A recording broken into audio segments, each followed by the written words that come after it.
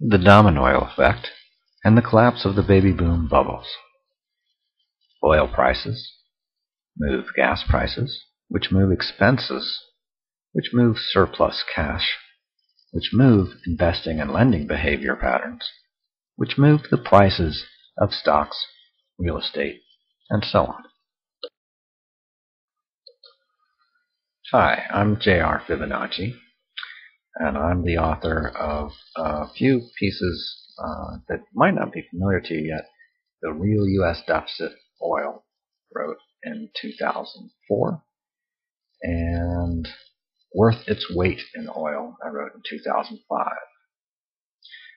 In 2003, I also published forecasts of the transition in credit markets, lending behavior, borrowing behavior worldwide that culminated in some shifts in real estate markets as well as stock markets and so on.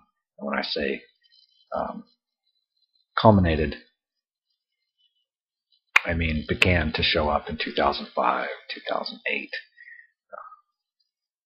They're still emerging and developing. The transition underway is still underway. So the dominoil effect is a term I first used in 2004. The domino effect just refers to a stack of little tiles or dominoes that when one falls, the next one is knocked down predictably. The dominoil effect refers to a natural set of consequences to rising oil prices and rising gas prices. I will say a little bit about why I knew it was extremely likely that oil and gas prices would rise even back in 2004.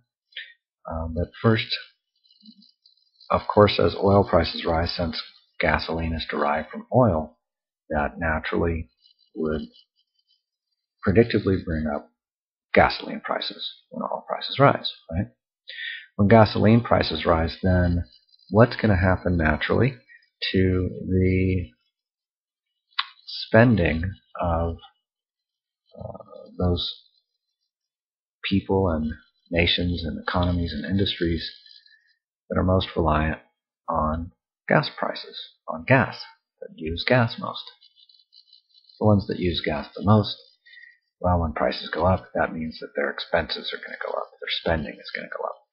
And when the spending of all those households and all those individuals, businesses, and governments rise along with gas prices, then the amount of money left over after all that spending on gas and other fuels, the amount of money left over would be less.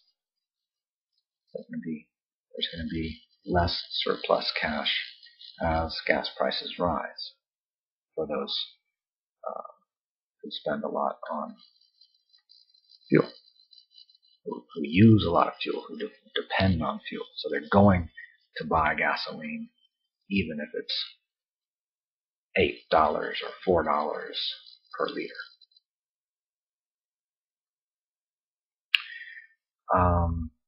So when their surplus funds are less, then that means their surplus cash is less. When their spending is more, their surplus fund or their surplus cash is less.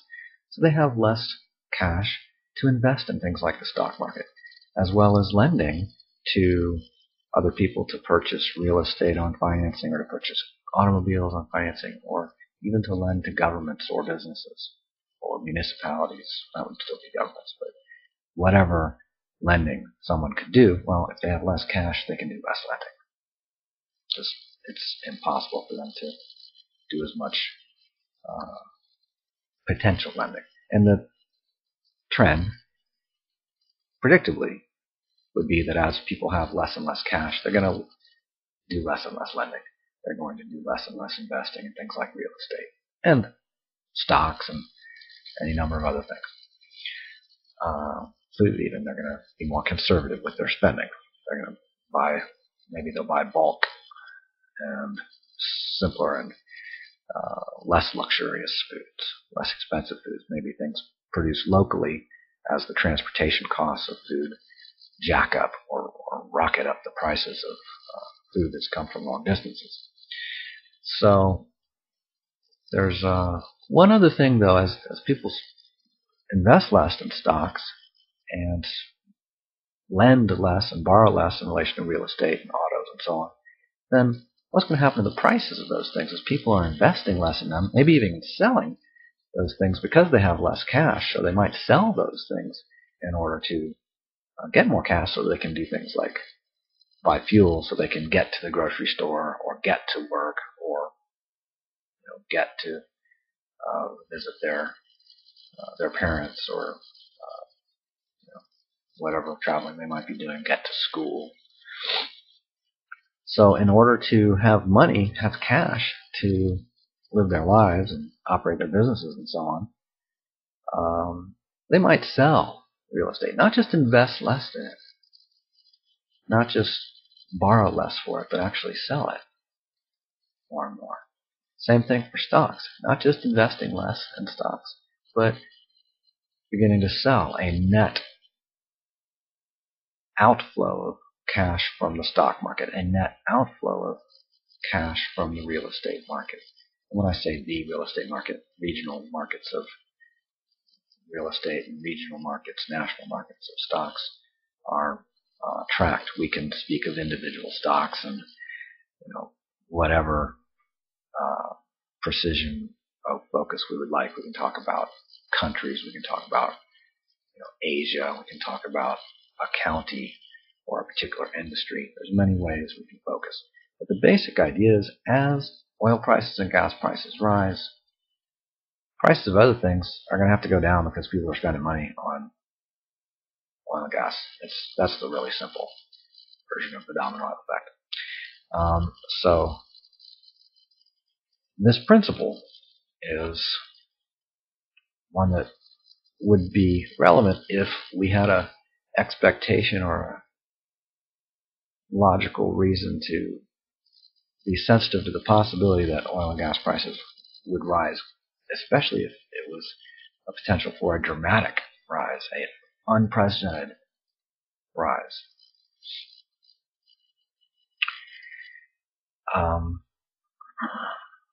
And then there's the implications for our personal finances and our lives in general.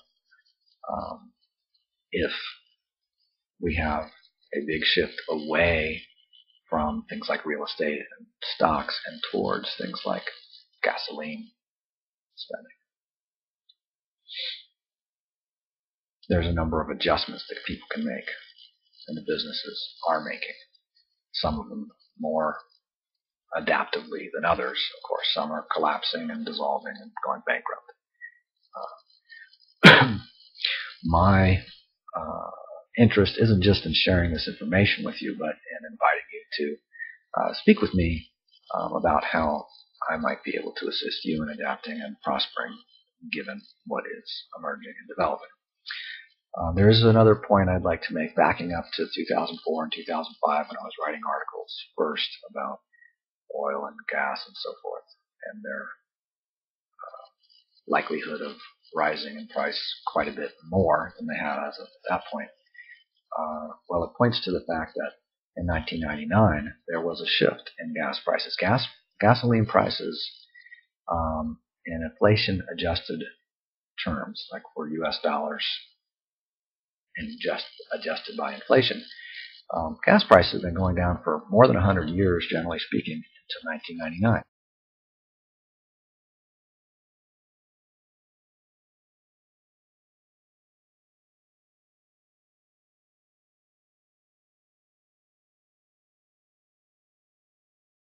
Many people might not know that because they aren't adjusting for inflation, but the actual amount of cost there was for gasoline relative to other things was dropping relatively slowly, but it was dropping as computer technology and other technologies advanced. It became easier to find oil, to extract it, to transport it. This technology made for tremendous efficiency and economy in extracting and distributing oil and refining it into gasoline and so on. So prices went down as more and more was found, and as technology advanced, as more and more deposits of oil were found and technology advanced, well, demand was rising worldwide for oil and gas, but not as fast as technology was advancing. So inflation-adjusted costs were dropping until 1999. That's when they started to rise. Inflation-adjusted prices of gasoline and of oil rose. In the case of oil, from 1999 till 2008, oil was up from about $11 per barrel in US dollars to $147, $148 per barrel, an increase of over 1,200%. I'm not adjusting for inflation in those 9 years or 8 years, but even adjusting for inflation, it's a pretty big increase when you're talking about 10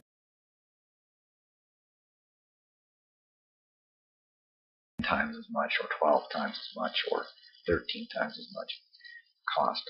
Gasoline prices, of course, did not go up nearly that much. But why did prices of oil and gas start to rise? And what is coming in the future?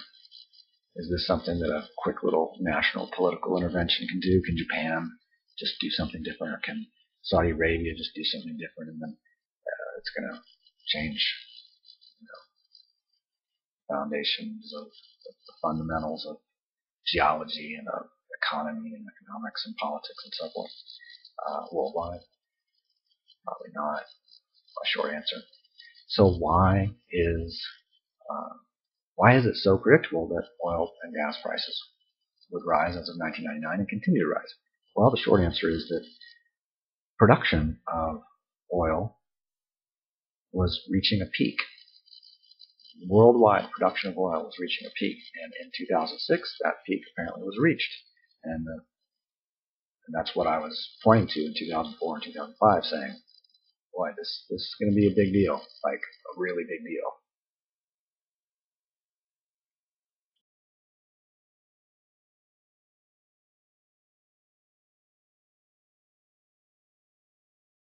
Western civilization, industrialized civilization as we know it, will be shifting. How exactly? I don't know, but I can say prices of oil and gas will go up. Prices of real estate and stocks will go down. I could say a lot of things with great confidence, with a high degree of certainty. Certainty, of course, is a little bit of a weird word to use in regard to the future, but a high degree of probability, based on everything that I knew, as production of oil and gas, or extraction of oil and refining of oil and the gas, as that peaks as of 2006 or so, well, demand is still going up very quickly, especially in parts of Asia, Indonesia, Indochina, India. We see this tremendous increase in demand, as well as in places like Mexico and United Kingdom and Japan and so forth, that are already, I don't know about Mexico, but some places that are already quite industrialized and developed. So production of oil has peaked, apparently. That was predictable. Any geologist who studied the matter can say, yes, this is what's coming. Any economist who studied the matter should have been able to make the same conclusions I made in 2004, and many other people did as well.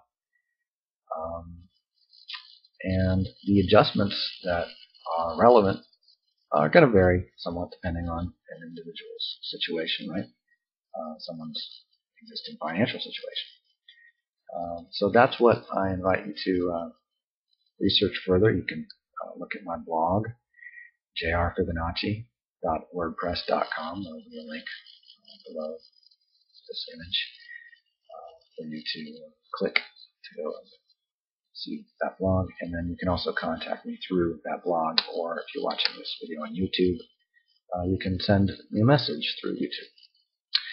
So I thank you for your interest, and I look forward to adapting with you and prospering with you.